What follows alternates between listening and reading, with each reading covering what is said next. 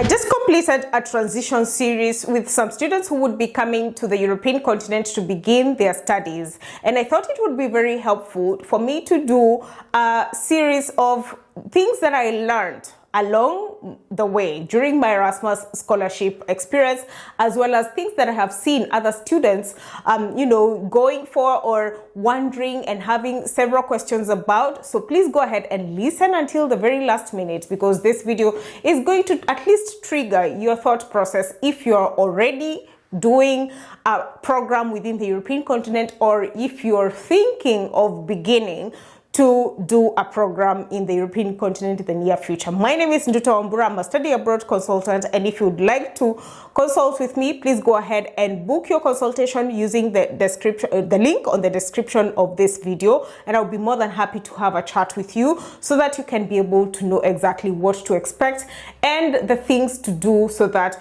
you can make your transition as smooth as possible to the European continent. And if you would like to leave later or go to another continent, then it would be very helpful. Now, one of the things that I have learned, and I learned very, very quickly as soon as I began my program, is that networking is king. So the thing about, coming to study in a foreign country is that there's a lot of change that happens. And the first thing that you have to realize is that you're also living in this country. You're not just studying. So it's not about you going home and to the uni every other single time. It's you're living in that country. You're going to experience the cultural changes. You are going to experience the different language that is being spoken in that country. You pretty much will have to experience everything. And one of the things that is very, very crucial is that networking is king, because it's so easy to find yourself that you're very, busy with schoolwork to the extent that you potentially don't even have the time to network with other people within the community, as well as the community in the university, as well as maybe an internship or, professionally. So it's very, very, very important to be very deliberate that you are networking with the right people. And these people could be in various settings. So it could be within a community, perhaps somewhere you're going to learn the language of the country. It could be also that you're networking within your university, whereby you are able to garner better academics, and also could be a gateway for you to maybe continue your studies, whether that's on a PhD or maybe research much later. Or maybe you're thinking of working in that particular country that you're living in. So it would be important for you to shoot your shot outside professionally, whereby you can use platforms such as Meetup, Eventbrite, and so on and so forth, such that you can meet people that are within your field.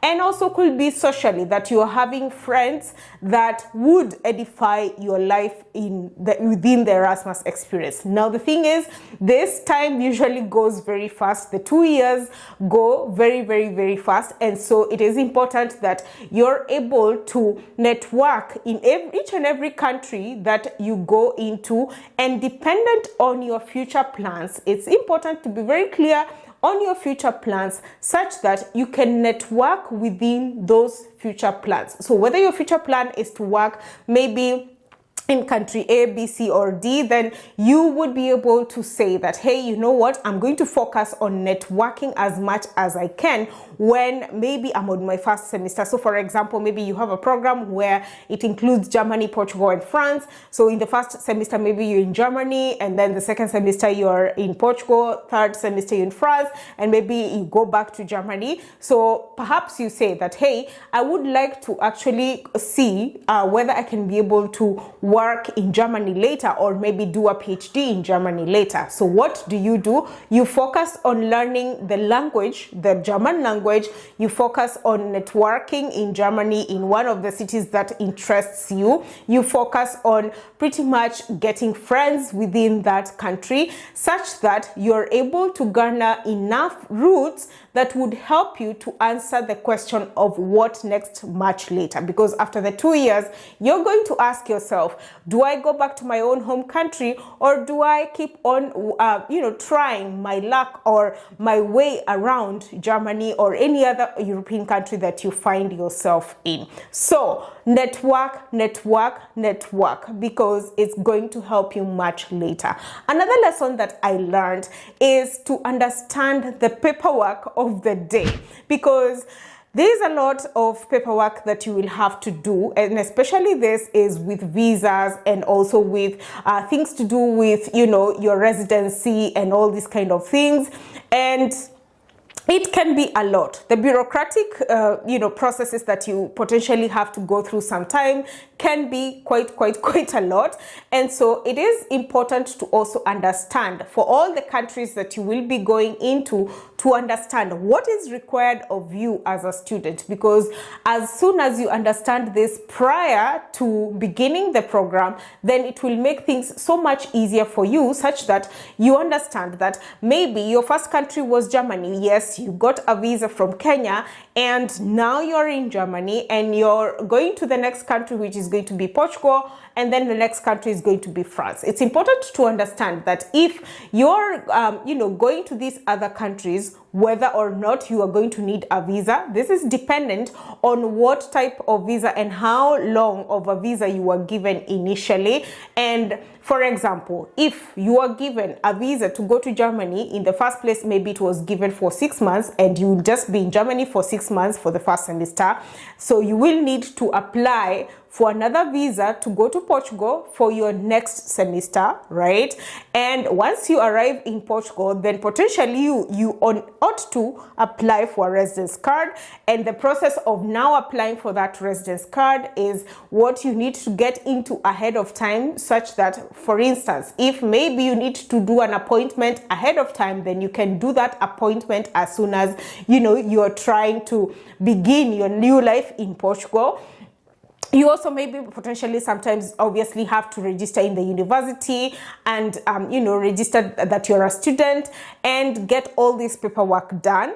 It is a lot. And then maybe after you complete your studies in Portugal, then you have to go to France. And if you would potentially maybe not have received your residence card and you have to apply for another visa to go to France, then it becomes a whole other story all on its own. So important to understand the paperwork that is going to be needed all the way until the very end, because once you complete your studies, then as you answer the what next question, you ask yourself, okay, so where should I go ahead and maybe change from a student visa and change to a work visa? Or do I want to shoot for programs such as the Search Year visa, for example, in the Netherlands? What exactly do I want to do such that I'm able to plan ahead, and within the timeline that I have, I can be able to work around that? That is going to be very important. Now, another lesson that I learned the hard way is that you're going to lose friends from Kenya, and you will gain a whole load of others during your Erasmus period. And in fact, it would be very important for you to also take time to travel within the European continent, such that you are accustomed into the new culture, gain other new friends, and so on and so forth. So you find that your social circle changes quite a lot, and it is expected, because once you leave your home country, some people might not relate with you anymore because they see you're outside the country, you're studying outside the country. The life that you used to have back in your home country is maybe still going on, obviously, not maybe, obviously it's going on. And now you have a new life and you have a new set of friends from your classmates to the people you're relating with within a certain community. So it's important to open up your mind as fast as you can that your social circle is going to change quite fast. And do not be worried that it is changing, because some of the things that you were holding on to will potentially have to change. And this is the experience that changes you a whole load, because you realize much later that you stop talking as much with the people that you used to talk to back at home, and you start talking much more with the new friends that you have met along the way. And with these new friends, you find that some of them you actually, team up and maybe travel to a certain city that is close by to you, or maybe, you have experiences with these new people. You now have to open up your mind into a new way of thinking, because these are different cultures. And in fact, this is one of the best things, because it opens up your mind in a way that you have never thought about, because all the cultural prejudices that you potentially had before, then you are able to understand right, in front of you. You are able to judge things by yourself, and you are able to understand culture in a whole different way. So thing that I would want to say is that your circle, your social circle, your friends are going to change, and it is important for you to open up your mind that it's okay that this change is happening, because this is a new you, a new life, and your mindset, in fact, is going to change in a way that will never be the same again, and you will never see the same things the same way ever again, and it's okay to have this happening to you. It's not a change that you should fight. Now, another thing that I would also want you to realize, another lesson is, this is the fourth lesson, is that, it's important for you to answer the question of what next as quickly as you can. Now, then, what next question is dependent on you. It is dependent on whether you want to pursue further studies, whether you want to go back to your own home country and continue the job that you used to have, or maybe even begin your own project. It also depends on whether or not you would like to pursue work within the European continent, or even in another continent, whether you would also want to pursue a PhD or whatever it is in the same university, or even outside in another whole different continent. It is very important for you to be so clear about your goals. And I know it is very difficult sometimes to actually plan and say that this is exactly what you would want to do. But if you're just beginning right now, as you study, then this is a thing that needs to linger in your mind very quickly, because the Erasmus experience goes very fast. In fact, any other European program, they go very fast, and before you know it, you're done. And then you have to know, do I want to go back or do I want to stay? And then if you want to stay, then the paperwork lies there and you're wondering, okay, so what do I do? Or do I want to go back? If you want to go back, then again, there is also the block of you unplugged everything back home, and so you have to go and restart your life. Are you ready for that? And another thing that ties in with this is obviously the finances, because if you want to stay, then it's important for you to plan. Say that, hey, I want to stay in the country A, B, C, D, E. I have found that, I have opportunities here, whether it's a PhD, whether it's a job that I want to look for. I will give myself a 6 months grace period within which I want to look for this job. Then it's important for you to ensure that you have the finances that would cover for your accommodation, the paperwork that you will do, as well as, other nitty-gritties, your personal effects, etc., that you need within that particular country. So what does that mean? Then it means that you potentially are saving up towards that goal of staying for a certain period of time before maybe you get a job, or before you go into a PhD within the EU continent, or if maybe you're shooting your shot to find a scholarship outside the European continent, then you're already starting to apply as soon as you are able to apply, which is perhaps your third towards the fourth semester as you complete your studies, such that you are able to transition in a very smooth way. Now, if you want to go back to your own home country, then on the flip side, start applying for jobs as early as you can. Start targeting the places that maybe you used to work before, or the colleagues that would help you, that are within that field of yours.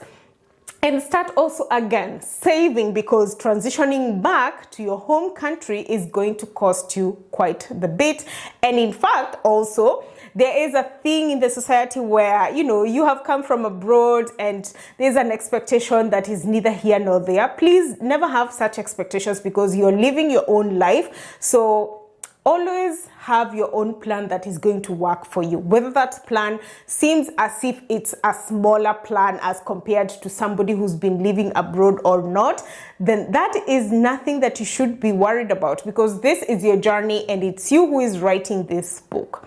Now, another fifth lesson, because I have so many of these lessons, but I mean, these are just 5 lessons that I think are crucial. The fifth lesson is that it is important to ensure that you're continuing the connections that you had during your Erasmus, because depending on what decision you actually do, whether it's going to be maybe you want to go back to your own home country or whether you want to keep on staying, why I say it's important to keep on connecting with the people you met along the way during your Erasmus is because these would be people that, one, could be your friends, 2, could be gateways of maybe projects that you could do in the future, could also be, gateways for things like PhDs, for recommendations, could be gateways for benchmarks even in the future, such that the thing is about Erasmus is that the transition after the program is not necessarily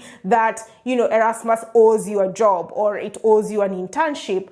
No, it is expected that you are networking, which was my first point. You are networking as much as possible and you're keeping these connections very much alive, because this would be the connections that help you in the future. So for example, if you had like an internship program within your Erasmus program, then this would be important for you to make sure that those connections are still tight enough such that in case you potentially would want to go and shoot your shot again in that same company, then you can speak to them. If you created a very good rapport with them, then you can speak to them and ask them, hey, maybe I want to try this and this job position that is stipulated in your company. Am I able to interview or not, or something of the sort? Or maybe you find that there's a project within that same company that you could potentially be able to, get into and start working with them even in the future. Maybe you go back to your own home country and start certain projects, and maybe you can collaborate with such a company. Or you can also collaborate with your colleagues who come from all over the world, and maybe they also went back to their own home countries and they work in certain fields that are similar to you, and you can collaborate with such colleagues towards your professional development. Now, I know this is a whole mouthful and it is a lot. 2 years is a lot to do all this, but the experience that you actually have at every stage is very, very crucial, because it shapes your next life. And if you would like to keep on staying much later in the European continent, now it's crucial that you realize the country that you choose is going to have, you're going to have to go through the paperwork, you're going to have to go through maybe the job opportunities there, maybe the accommodation that is there, the social life once again, and all these kind of things. So it's important for you to have created a baseline before. So if, for example, let's say you are again in Germany, Portugal, France, and then you decide, you know what, I'm going to shoot my shot for the search-year visa in the Netherlands.